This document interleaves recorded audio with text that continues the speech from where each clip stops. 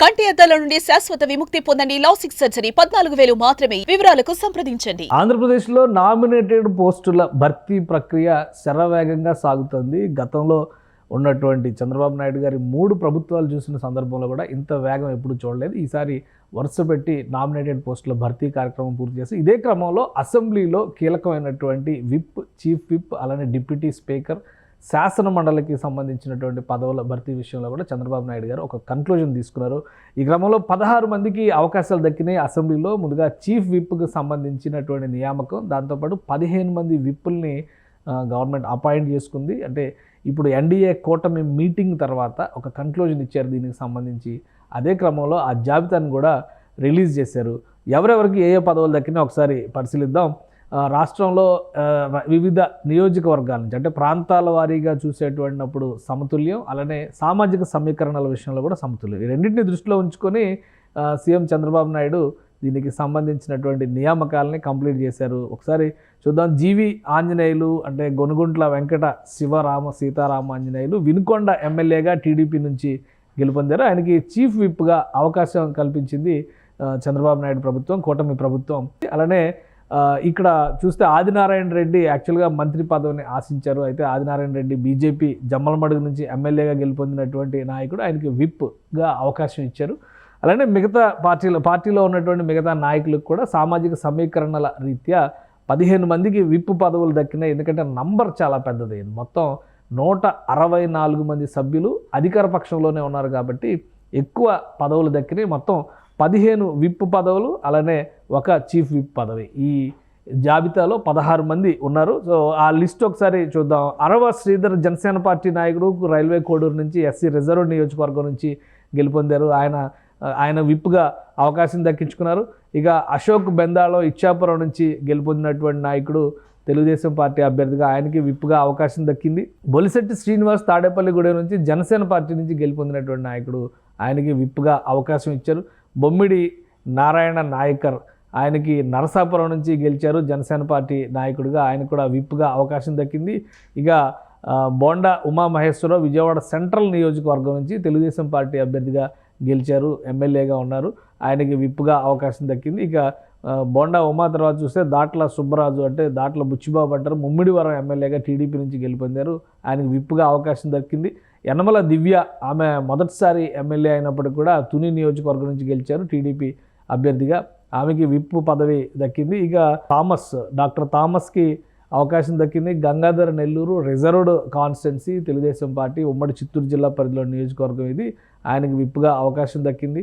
ఇక తోయక జోగేశ్వరి కురుపాం నియోజకవర్గం, ST reserved నియోజకవర్గం, ఇది టీడీపీ అభ్యర్థిగా గెలుపొందారు, ఆమెకి విప్ పదవి దక్కింది. కాలువ శ్రీనివాసులు విప్ పదవి దక్కింది. రాయదుర్గం నుంచి ఆయన ఎమ్మెల్యేగా గెలుపొందారు. గతంలో మంత్రిగా చేసినటువంటి అనుభవం కూడా ఉంది, అలానే ఎంపీగా కూడా చేసినటువంటి నాయకుడు.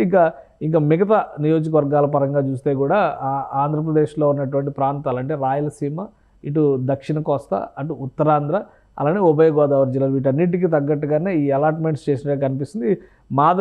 మాధవి రెడ్డప్ప గారి కడప ఎమ్మెల్యేగా గెలుపొందారు టీడీపీ అభ్యర్థిగా, ఆమెకి విప్ పదవి దక్కింది. ఇక పీజీవీఆర్ నాయుడు గణబాబు విశాఖపట్నం వెస్ట్ నుంచి టీడీపీ అభ్యర్థిగా గెలిచారు, ఆయనకు విప్ పదవి దక్కింది. తంగిరాల సౌమ్య నందిగామ ఎస్సీ రిజర్వ్ నియోజకవర్గం ఎన్టీఆర్ జిల్లా నుంచి టీడీపీ అభ్యర్థిగా గెలిచారు, ఆమెకు విప్ పదవి దక్కింది. అలానే యార్లగడ్డ వెంకట్రావు గన్నవరం నియోజకవర్గం నుంచి, ఉమ్మడి కృష్ణా జిల్లా పరిధి, ప్రస్తుత కృష్ణా జిల్లా, విభజిత కృష్ణా జిల్లాలో కూడా ఇదే నియోజకవర్గం ఉంది. అంటే మచిలీపట్నం పార్లమెంట్ స్థానం పరిధిలో ఉండేటువంటి నియోజకవర్గం. అక్కడ నుంచి యార్లగడ్డ వెంకట్రావు ఫస్ట్ టైం గెలుపొందారు, ఆయనకి విప్ పదవి దక్కింది, టీడీపీ అభ్యర్థిగా గెలుపొందినటువంటి. ఇది మొత్తం మీద 15 మందికి విప్ పదవులు దక్కాయి.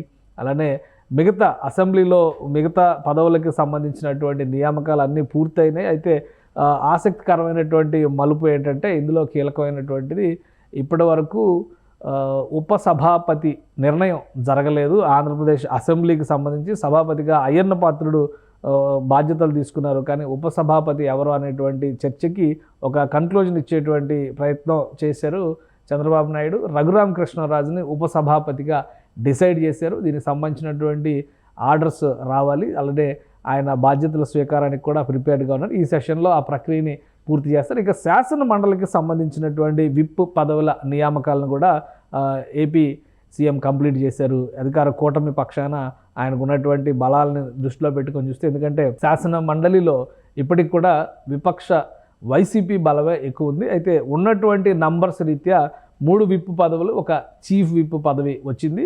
సో ఆ క్రమంలో పంచుమర్తి అనురాధ బీసీ వర్గాలకు చెందినటువంటి నాయకురాలు, ఆమెకి విప్ పదవి, ఇక్కడ చీఫ్ విప్ పదవి దక్కింది. టీడీపీ అభ్యర్థిగా ఆమె గెలుపొందారు.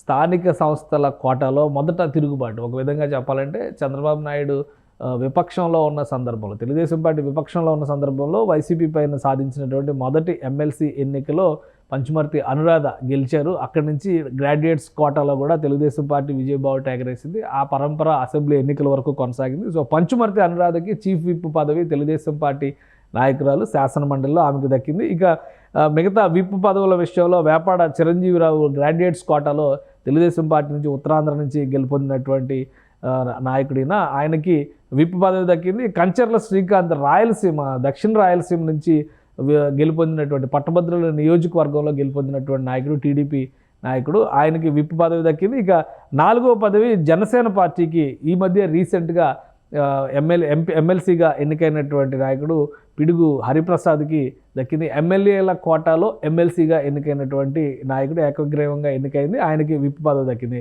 సో శాసన మండలిలో 3 విప్పులు, ఒక చీఫ్ విప్ నియామకానికి జరిగింది. ఆల్రెడీ శాసన మండలిలో విపక్ష నేతగా యనమల రామకృష్ణుడు వ్యవహరించారు. ఇప్పుడు అధికార కూటమిగా మారింది కాబట్టి విపక్ష నేత పాత్ర ఇప్పుడు బొత్స సత్యనారాయణ వైసీపీ నాయకుడిగా ఆయన చేస్తున్నారు. సో అధికార కూటమి బలం శాసన మండలిలో పరిమితంగా ఉన్నటువంటి నేపథ్యంలో ఈ నియామకాలు కూడా ఆసక్తిగా మారి, ఆల్రెడీ ఇప్పుడు గ్రాడ్యుయేట్స్ కోటాకి సంబంధించి 3 నియోజకవర్గాల్లో ఎన్నికలు జరుగుతున్నాయి.